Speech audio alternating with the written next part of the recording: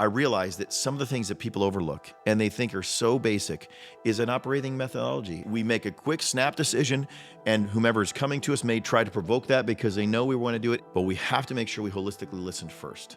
Then we correct if things are going a different direction, and then we direct.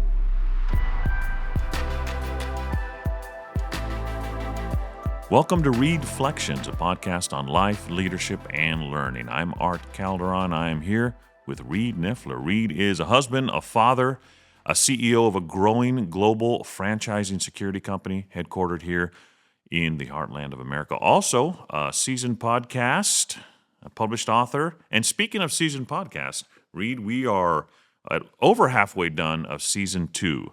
We talked initially about why developing leaders, who you should develop, what capacities do they need, where in the organization can your leaders grow, and currently how, the actual strategic how to develop leaders.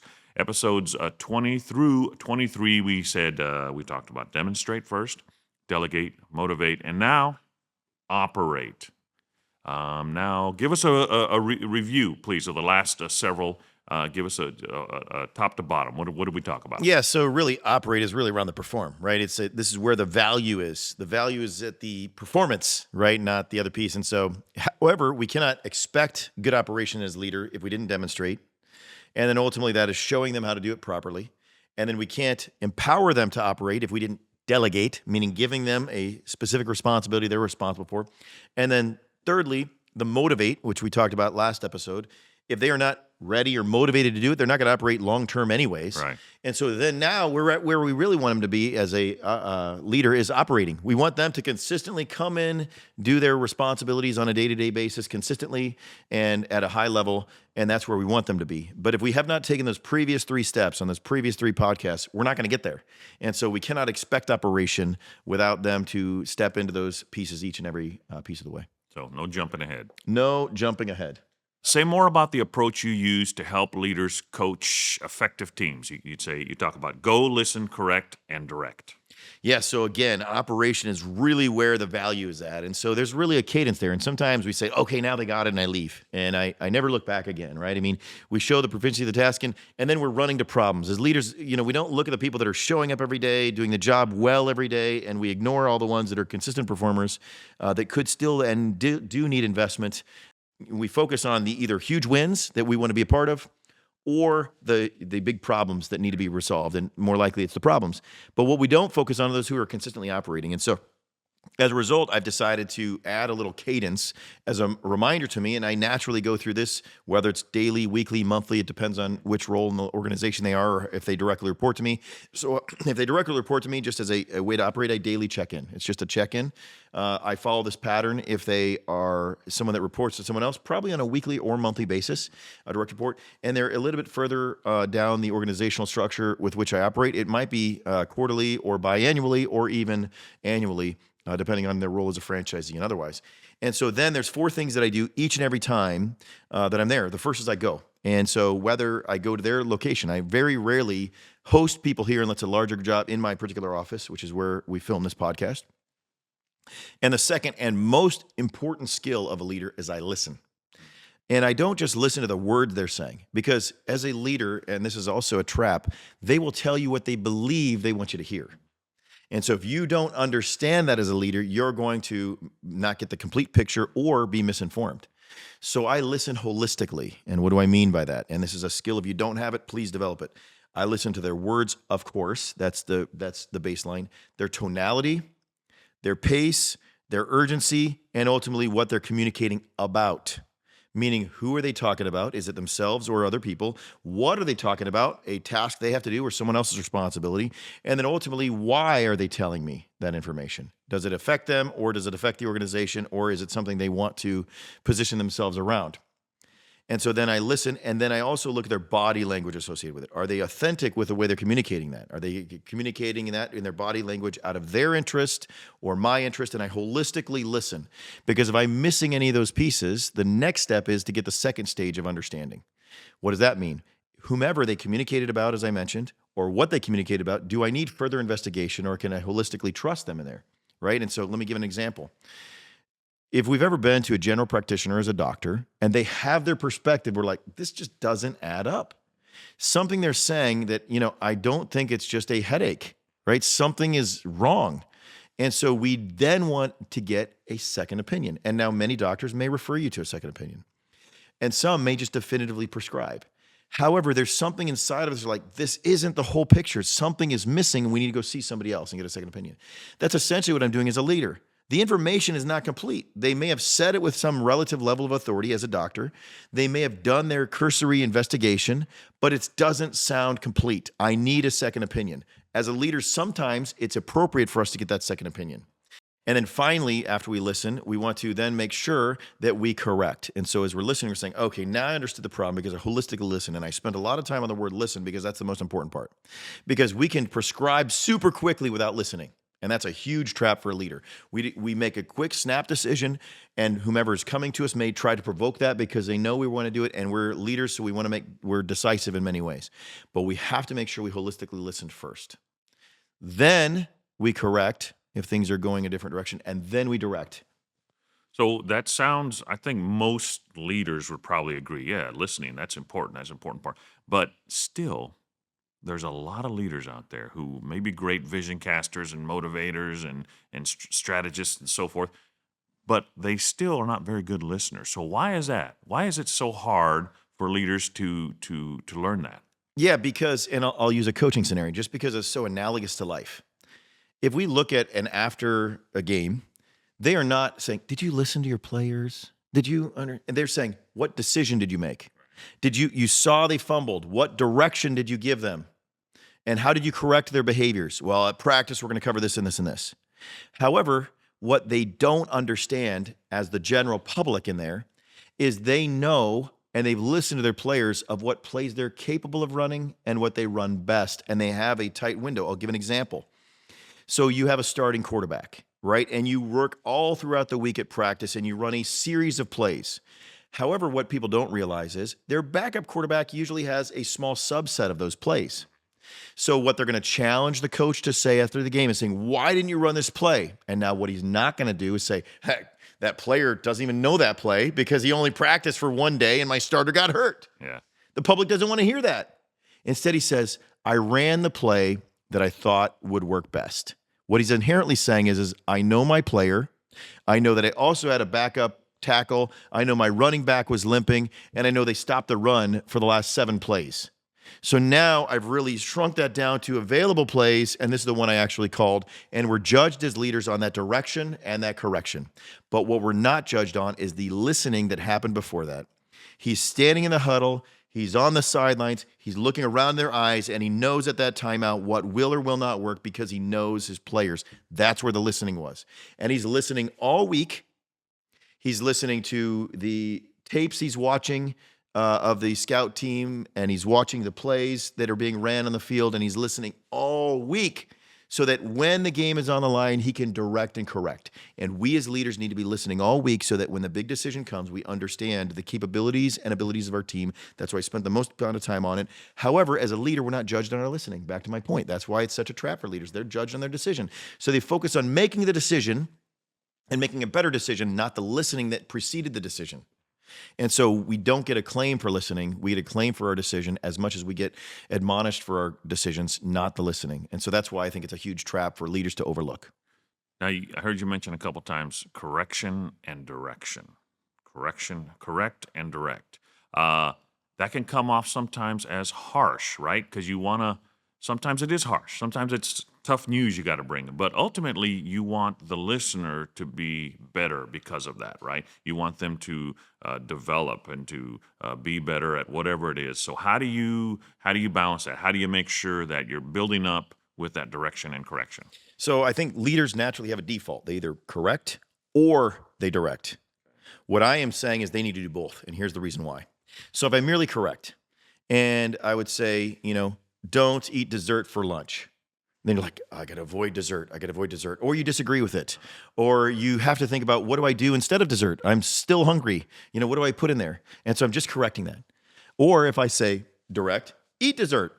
Like, well, I'm already full. What should I eliminate in my meal on the other side? So I'm directing on one side. But if I say, hey, how about instead of your dessert, you eat this vegetable tray? Or instead of, how about this vegetable tray, you eat your dessert? Either way. But what I'm doing is I'm correcting. I don't need you to eat this. I need you to eat this. And that's correction and direction. And that's how they work in tandem. Because if we only correct, they try to avoid doing that. I'll give another scenario. Don't speed, don't speed, don't speed. So I'm like, okay, I'm not going to speed, right?